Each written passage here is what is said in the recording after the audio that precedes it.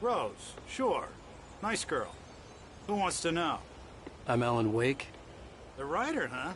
I heard on the radio you were visiting. Well, I'll show you her trailer.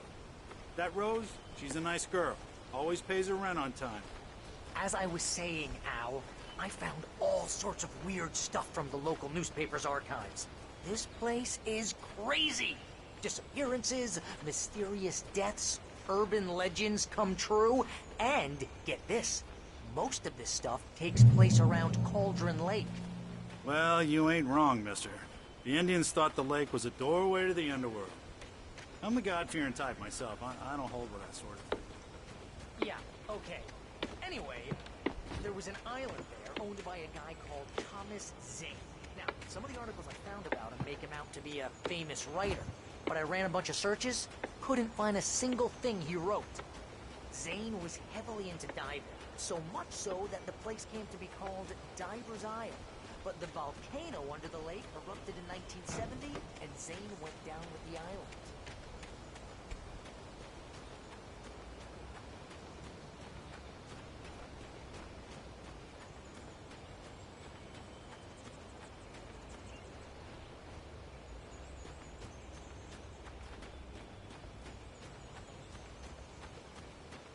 Come on, mister. I'll take you to Rose's trailer.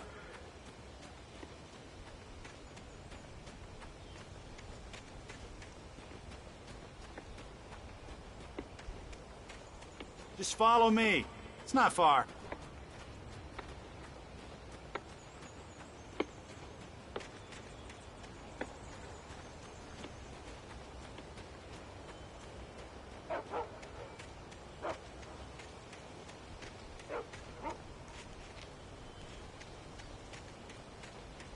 Listen, I got things to do. This place don't run itself. Yeah, how about that? It was there in the morning, as if it had fallen from the sky. But it would take a tornado to lift something like that. We're damn lucky it didn't crush any of the trailers.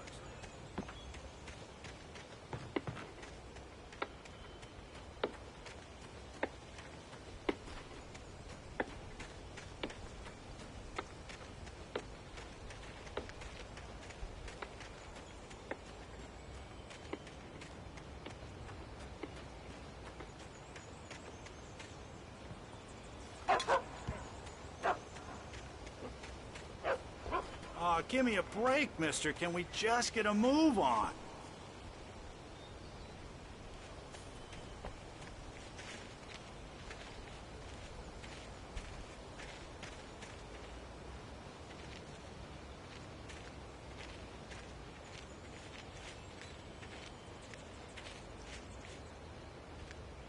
It gets better.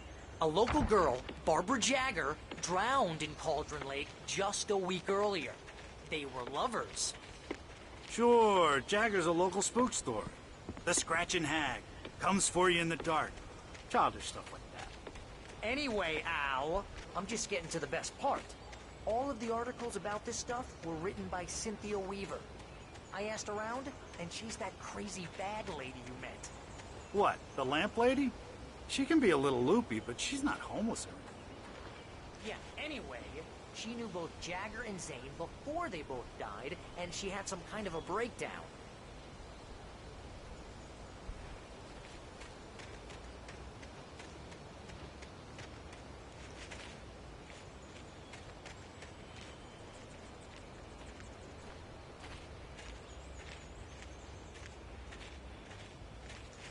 Well, mister, this here's Rose's trailer.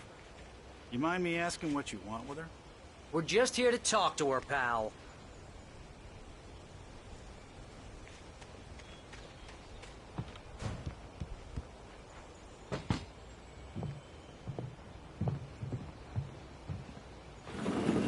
Welcome to...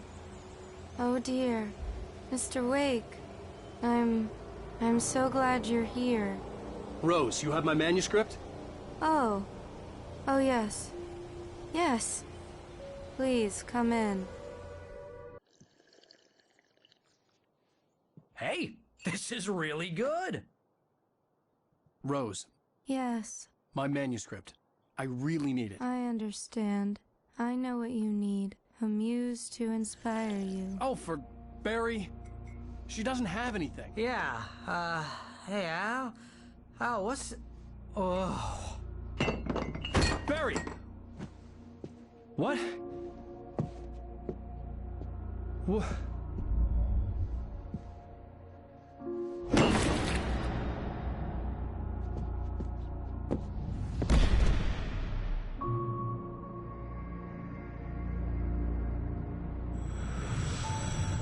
It's coming for you, hiding in my barber's skin.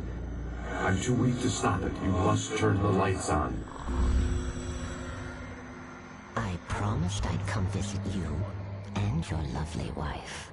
You must finish what you started. I insist. You must turn the lights on. Turn the light on. Back to work, boy.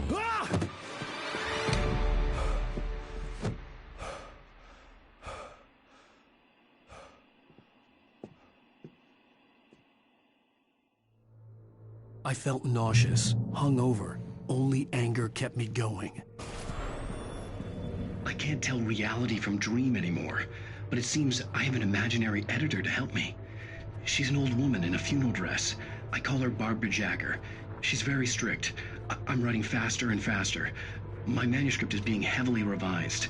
The edits are getting very aggressive, and each day there's less of me and more of her. I hate it, but I know she's right. She promises me I can save Alice this way. She knows more of this than I do. About the complex incantation I'm attempting. About this place. She's worked with another writer under similar circumstances, Thomas Zane. The genre of the story seems to be shifting. It's turning into a horror story. I'm getting close. I can feel it. Rose took a day from me. I had less than 12 hours left to meet the kidnapper. All I could do was get Barry into the car, work something out once I got on the road. Welcome to the Oh Dear Diner. What can I get you today? Coffee? I couldn't work up much hate for Rose. Something had used her to get to me and left its mark. First refill is free. Milk and sugar on the counter there. Would you like to hear today's specials? Thank you. A nice day. Come back soon.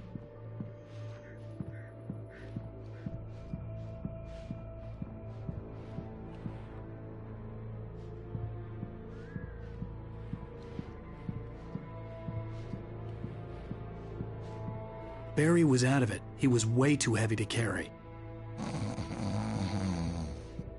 You're right. Deserve more money. My gun and flashlight were gone. I'd have to find a way to get Barry into the car as quick. Mr. Randolph liked Rose. That little smile she had. How she was still sweet when life had tried so hard to make her bitter. It wasn't any of his business what she did in her trailer. But those strangers, the writer and his smart-ass sidekick, looked like trouble. And they'd been in there for hours, way past her normal bedtime. He reached for the phone and called the sheriff's station. As quickly as possible. There was no time to waste.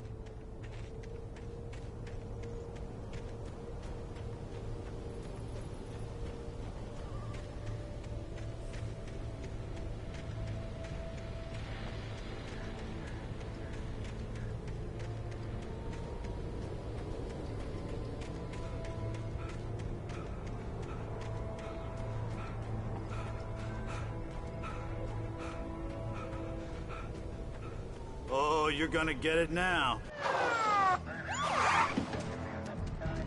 God knows what you've done to that poor girl. This is Agent Nightingale, FBI! Get him up, Hemingway! You're under arrest! You move a muscle, I'll unload right in your goddamn face! Stay right where you are, Spillane!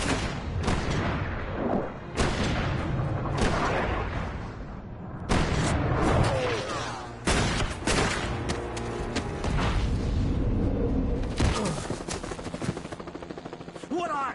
I'm standing right here, you goddamn maniac!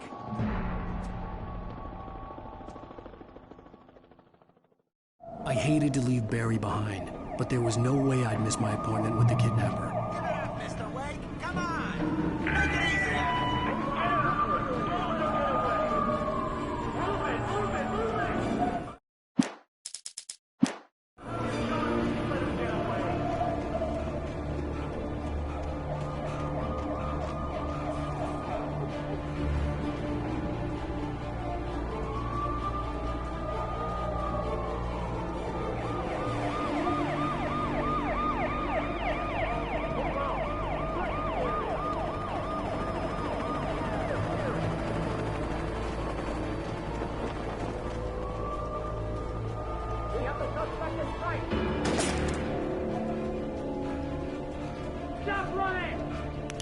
go! Okay, Ben. Keep your eyes peeled. He's gonna try to make it through here. Oh, damn.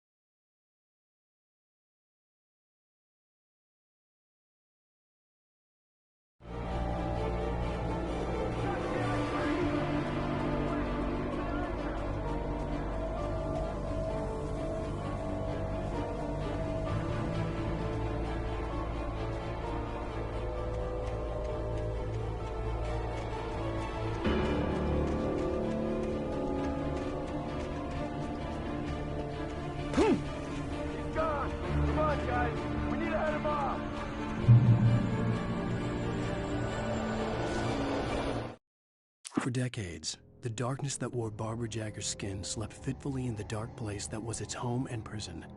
It was hungry and in pain.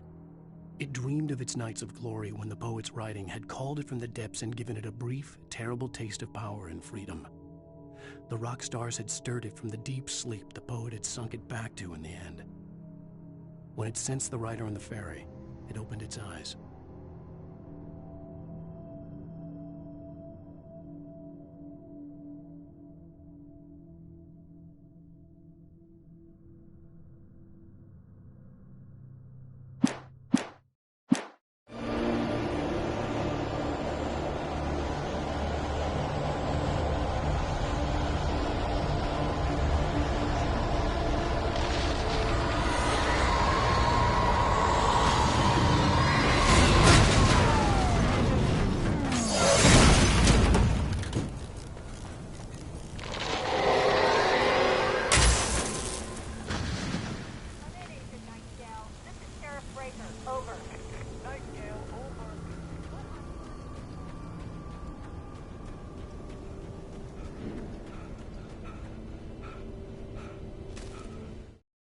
Rose didn't know how the strange old lady got in her trailer, and she looked wrong somehow. The woman showed her teeth in an approximation of a smile and traced a finger down Rose's cheek. "Pretty girl," she said. Rose felt as if she was falling asleep, but her knees didn't buckle. The crone spoke in a whisper, her words ice cold and dark in Rose's ear.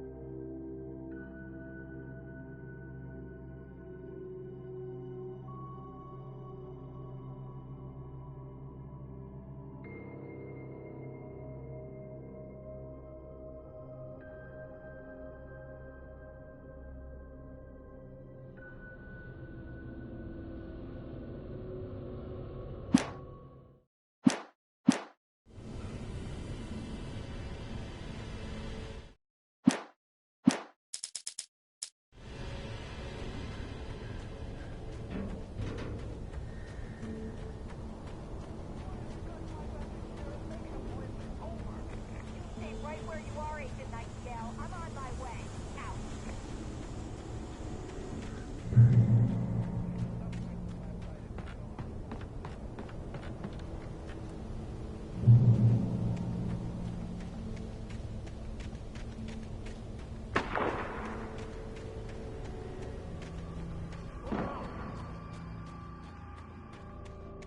Search the area.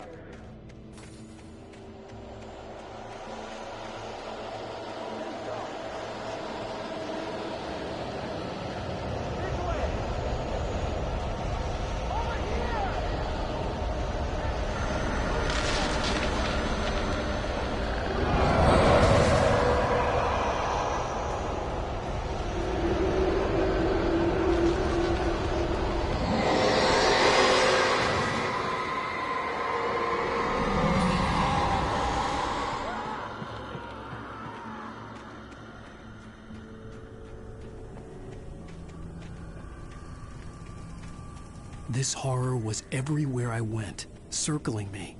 The cops didn't stand a chance. They were after a writer, not a monster. Nightingale, I've lost contact with Wilson that you assigned to me. It's Wake's doing. Wait, are you seriously telling me that you writer just took out my deputy? Are you kidding? And this guy?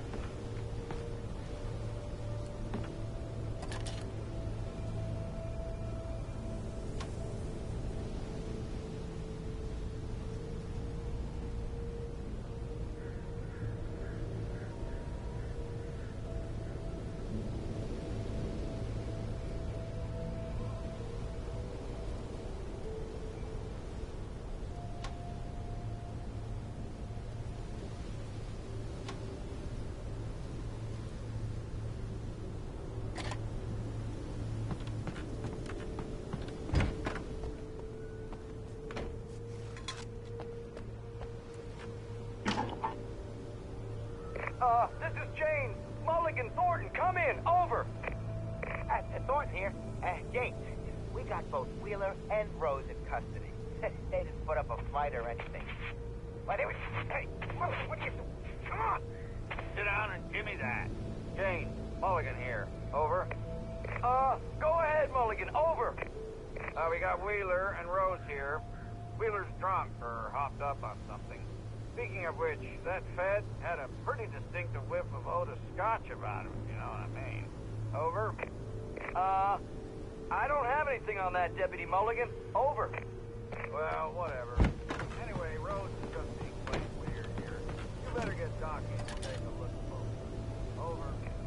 Gotcha. I could see the lights of the radio station in the distance. Fed's gonna want to interview Wheeler. Over. Oh, yeah, I'll bet he does. Looks like they have a lot in common. Mulligan out.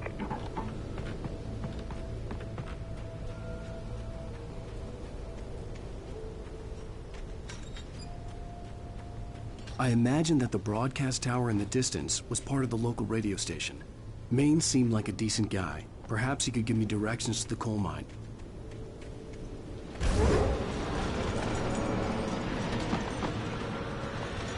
Unnatural shadows clung to the gate. The darkness that was after me was trying to stop me. I wouldn't get through without a light.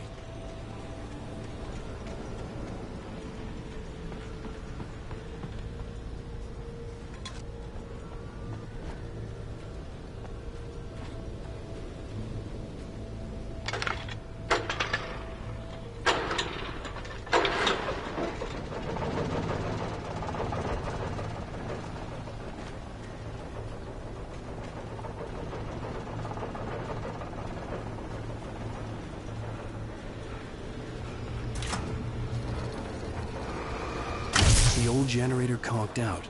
I'd have to see if I could fix it and try again.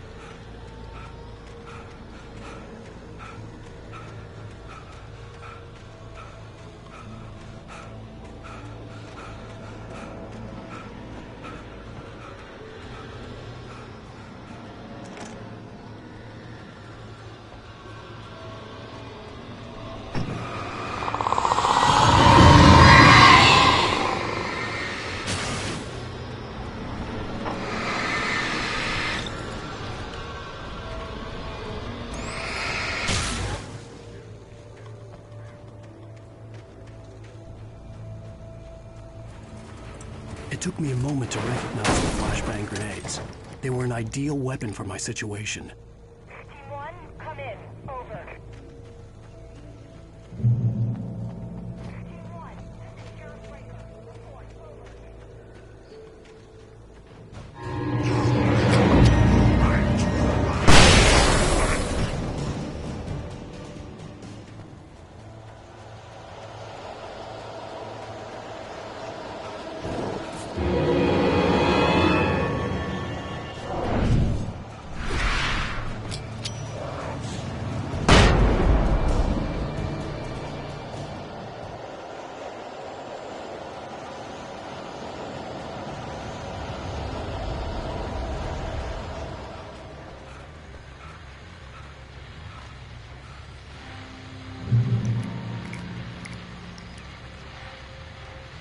And here's another call. You're on KBFFM with Pat Maine. It's Milt Peabody, Pat. What's on your mind, Milt? Well, I live near the trailer park.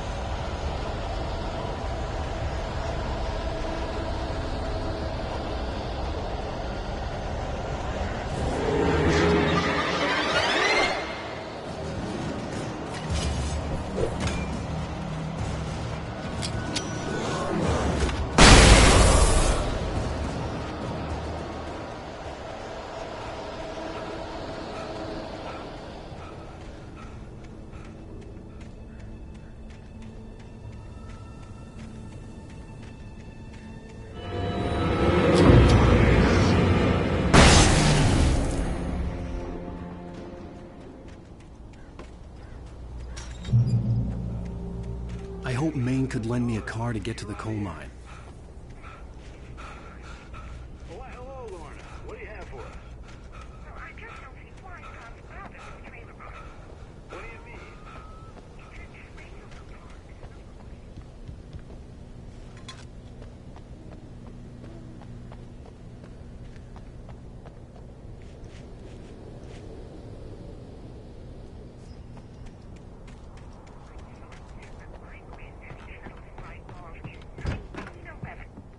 Well, thank you very much for that compassionate viewpoint, Lorna.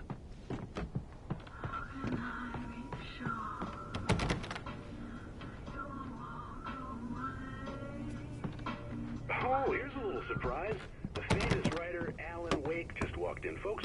I'm going to see if I can talk him into an interview. Come on in, Mr. Wake.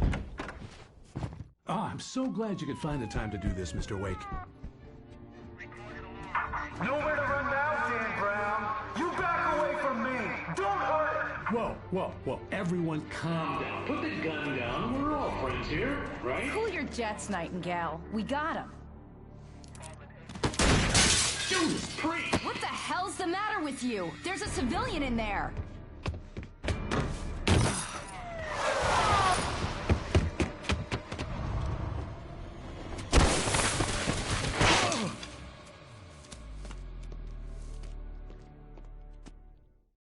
I'll get you yet, even if it kills me. You hear me? You hear me, H.P. Lovecraft? I had fallen off so many cliffs it was ridiculous. That's what you get for naming a book The Sudden Stop. It was probably good I hadn't had the chance to tell Maine where I was going. I'd have to lose the cops and find my own way to the mine.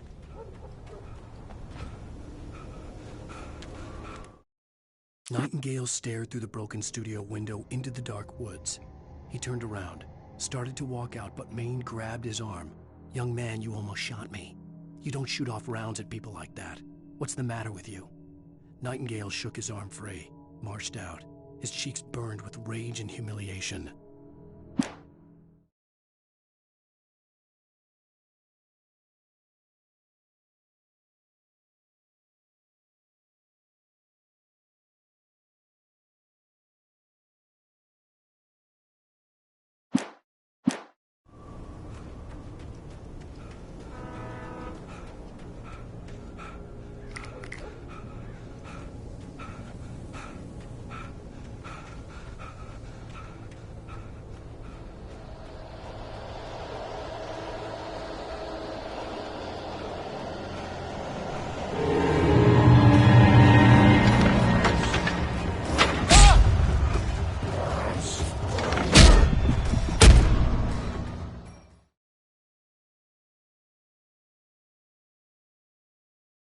I'll get you yet, even if it kills me. You hear me? You hear me, H.P. Lovecraft? I had fallen off so many cliffs it was ridiculous. That's what you get for naming a book The Sudden Stop. It was probably good I hadn't had the chance to tell Maine where I was. Nightingale stared through the broken was going. I'd have to lose the cops and find my own way to the mine.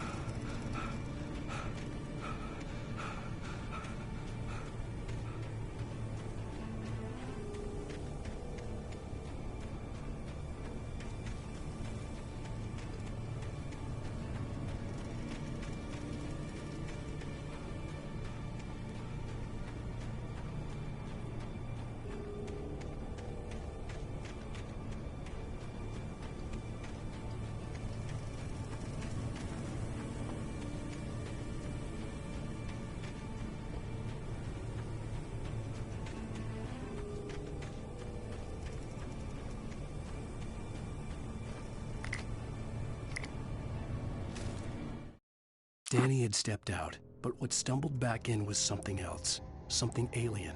A monster. Walter tried to kill it, first with his fists, then a chair. It wouldn't die. Instead, it kept coming, unaffected by the beating it had taken. After Walter managed to make him forget, but he knew he had to try.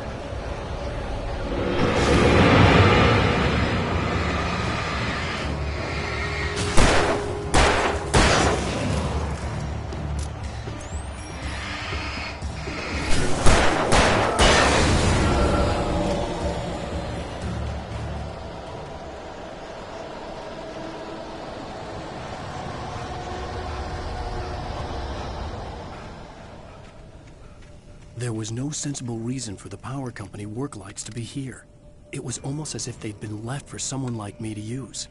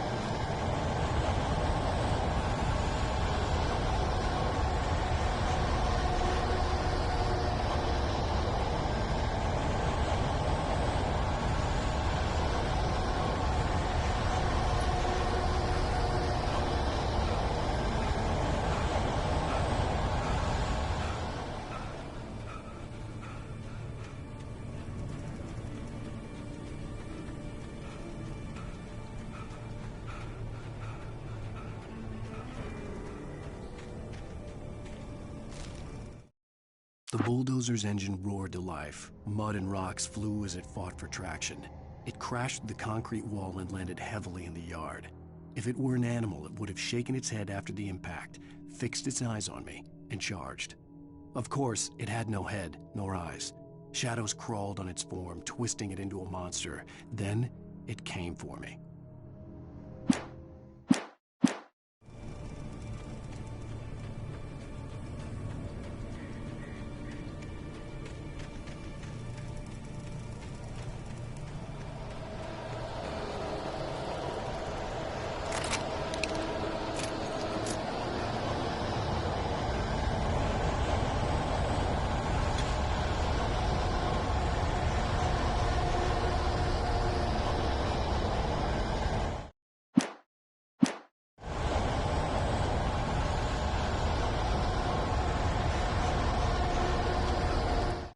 Sarah trusted her gut, and her gut said Agent Nightingale was an asshole. He felt wrong, and it wasn't just the smell of stale booze. It was in the way he flashed his badge, pulled rank, the look in his eyes when he wanted answers. Where was Alan Wake? What was this about an accident? Where was his wife? And most importantly, why did she let Wake go? He wouldn't answer her questions. Federal business was all he'd say.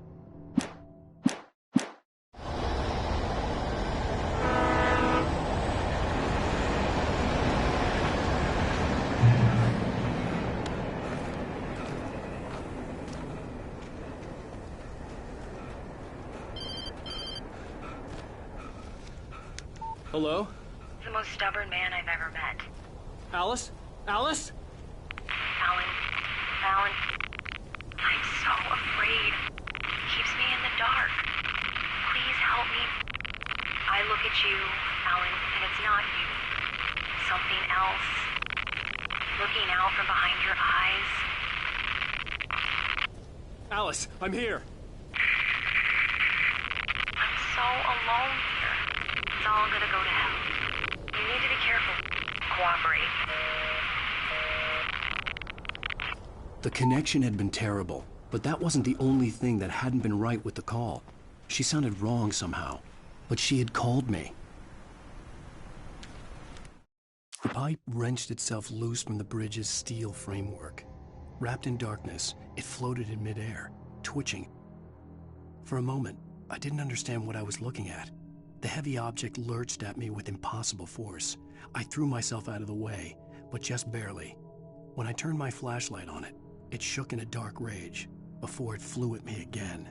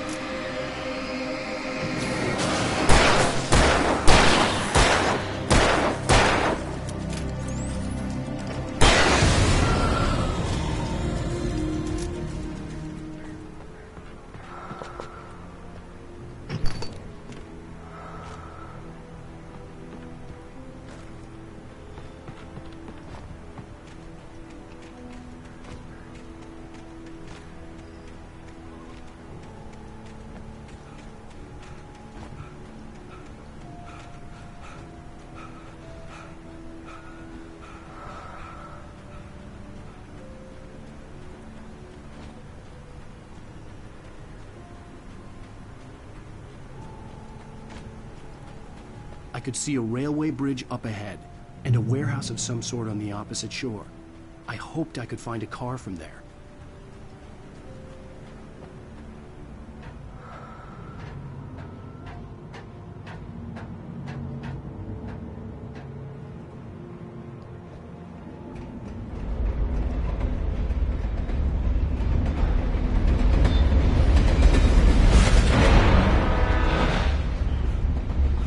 darkness that was pursuing me was growing stronger, and it was taking over everything in its path.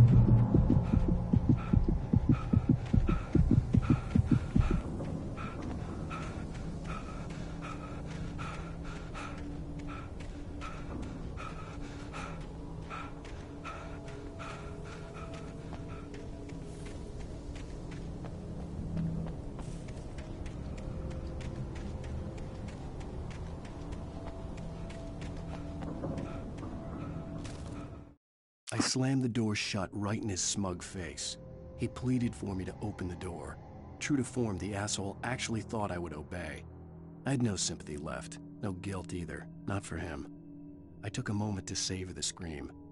I bet I had a smile on my face. It was all that I had time for. The dark presence was inside the lodge with me.